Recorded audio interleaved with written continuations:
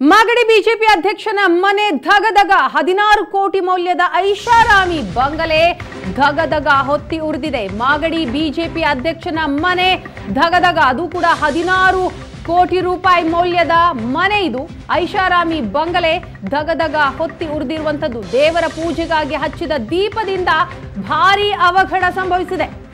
ದೇವರ ಪೂಜೆಗಾಗಿ ಅಂತ ಹಚ್ಚಿದ ದೀಪ, ಈ ದೀಪದಿಂದಲೇ ಭಾರಿ ಅವಘಡ ಆಗಿರುವಂತದ್ದು ನೆಲಮಂಗಲ ತಾಲೂಕಿನ ಮಲ್ಲರ ಬಾಣವಾಡಿಯಲ್ಲಿ ಈ ಘಟನೆ ನಡೆದಿದೆ।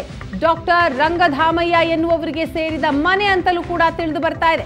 ಬೆಂಕಿ ನಂದಿಸಲು ಅಗ್ನಿಶಾಮಕ ಸಿಬ್ಬಂದಿ ಹರಸಾಹಸವನ್ನ ಪಡ್ತಾ ಇದ್ದಾರೆ। ಕೋಟ್ಯಾಂತರ ರೂಪಾಯಿ ಮೌಲ್ಯದ ಬಂಗಲೆ, ಈ ಬಂಗಲೆ ಹೊತ್ತಿ ಉರಿದಿದೆ। ನೆಲಮಂಗಲ ಗ್ರಾಮಾಂತರ ಠಾಣೆ ವ್ಯಾಪ್ತಿಯಲ್ಲಿ ಪ್ರಕರಣವೂ ಕೂಡ ದಾಖಲಾಗಿರುವಂತದ್ದು। ಮಾಗಡಿ ಬಿಜೆಪಿ ಅಧ್ಯಕ್ಷನ ಮನೆ 16 ಕೋಟಿ ಮೌಲ್ಯದ ಐಷಾರಾಮಿ ಬಂಗಲೆ, ಈ ಬಂಗಲೆ ದೇವರ ಪೂಜೆಗಾಗಿ ಹಚ್ಚಿದ ದೀಪದಿಂದಾಗಿ ಹೊತ್ತಿ ಉರಿದಿರುವಂತದ್ದು ಭಾರಿ ಅವಘಡ ಸಂಭವಿಸಿದೆ। ನೆಲಮಂಗಲ ತಾಲೂಕಿನ ಮಲ್ಲರ ಬಾಣವಾಡಿಯಲ್ಲಿರುವ ಒಂದು ಮನೆ, ಈ ಮನೆಯಲ್ಲಿ ನಡೆದಿರುವಂತಹ ಘಟನೆ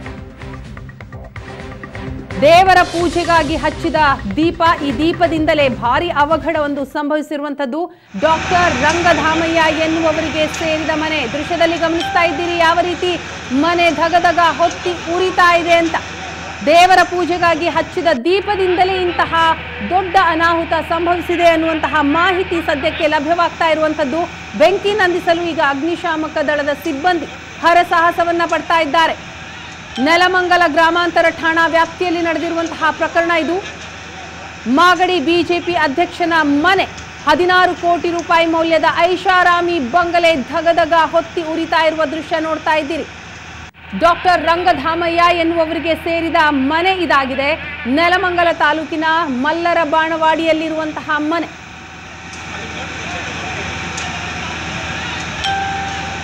ಈ ಬಗ್ಗೆ ಇನ್ನಷ್ಟು ಮಾಹಿತಿ ಕೊಡ್ತಾರೆ ನಮ್ಮ ಪ್ರತಿನಿಧಿ ಮಂಜುನಾಥ್, ಇದೀಗ ನಮ್ಮ ಜೊತೆ ಫೋನ್ ಸಂಪರ್ಕದಲ್ಲಿದ್ದಾರೆ। ಎಸ್ ಮಂಜುನಾಥ್, ಎಷ್ಟೊತ್ತಿಗೆ ಆಗಿರುವಂತಹ ಅನಾಹುತ ಇದು? ಈ ಘಟನೆಗೆ ಏನ್ ಕಾರಣ ತಿಳಿದು ಬರ್ತಾ ಇದೆ?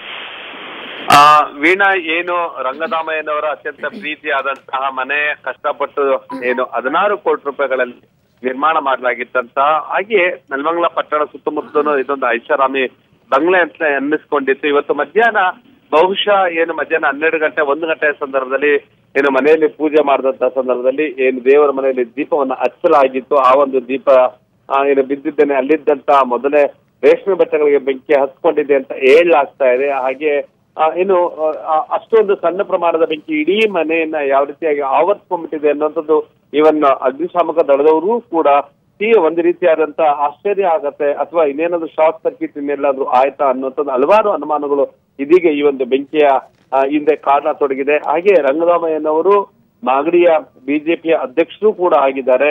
ಇವರು ಸುಮಾರು ಏನು 16 ಕೋಟಿ ರೂಪಾಯಿಗಳಲ್ಲಿ ಈ ಒಂದು ಮನೆಯನ್ನ ನಿರ್ಮಾಣ ಮಾಡಿರ್ತಕ್ಕಂತಹದ್ದು, ಹಾಗೆ ಇದೊಂದು ಐಷಾರಾಮಿ ಬಂಗಲೆಯೂ ಹೌದು।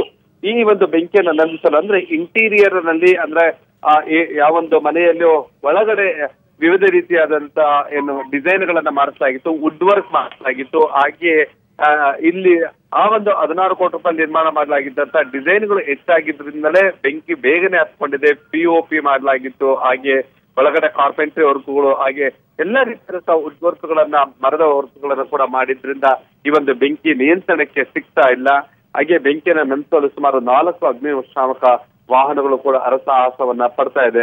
ಸುಮಾರು 2-3 ಗಂಟೆಗಳಿಂದಲೂ ಕೂಡ ಈ ಒಂದು ಬೆಂಕಿ ಹೊತ್ಕೊಂಡು ಉರಿತಾನೆ ಇದೆ, ಅದು ನಿಯಂತ್ರಣಕ್ಕೆ ಸಿಗ್ತಾ ಇಲ್ಲ। ವುಡ್ ವರ್ಕ್ ಹೆಚ್ಚಾಗಿ ಮನೆ ಒಳಗಡೆ ಮಾಡಿರೋದ್ರಿಂದ ಅಂದ್ರೆ ಇವರು ಏನು ನೆಲಮಂಗಲ ಸುತ್ತಮುತ್ತಲು ಈ ರೀತಿಯಾದಂತಹ ಬಾಣವಾಡಿಯಲ್ಲಿ ಇರ್ತಕ್ಕಂಥ ಈ ಒಂದು ಮನೆ ನೆಲಮಂಗಲ ಪಟ್ಟಣದಲ್ಲಿಯೇ ಇಷ್ಟೊಂದು ಐಷಾರಾಮಿಯಾಗಿ ಯಾರ್ದೊಬ್ಬರದು ಕೂಡ ಈ ಒಂದು ಮಟ್ಟಕ್ಕೆ ಮನೆ ಇರ್ಲಿಲ್ಲ।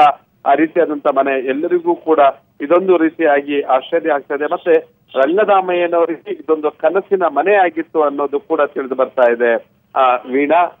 ಹಾಗಾಗಿ ಇದೀಗ ಎಲ್ರೂ ಕೂಡ ಒಂದು ರೀತಿಯಾಗಿ ಸುತ್ತಮುತ್ತಿರ್ತಕ್ಕಂಥವ್ರು ಒಂದು ರೀತಿ ಮರುಕವನ್ನ ಪಡ್ತಾ ಇದ್ದಾರೆ। ಹಾಗೆ ಇಲ್ಲಿ ಅಗ್ನಿಶಾಮಕ ದಳದವರು ಬೆಂಕಿಯನ್ನ ನಿಯಂತ್ರಿಸೋದಕ್ಕೆ ಒಂದು ಸಾಹಸವನ್ನ ಮಾಡ್ತಾ ಇದ್ದಾರೆ। ಇಡೀ ಕಟ್ಟಡ ಅಂದ್ರೆ ಸುಮಾರು 3/4 ಎಕರೆಯಲ್ಲಿ ನಿರ್ಮಾಣಗೊಂಡಿರ್ತಕ್ಕಂಥ ಈ ಒಂದು ಐಷಾರಾಮಿ ಬಂಗಲೆಗೆ ಸಂಪೂರ್ಣವಾಗಿ ಬೆಂಕಿ ಆವರಿಸಿಕೊಂಡಿರ್ತಕ್ಕಂಥದ್ದು ವೀಣಾ।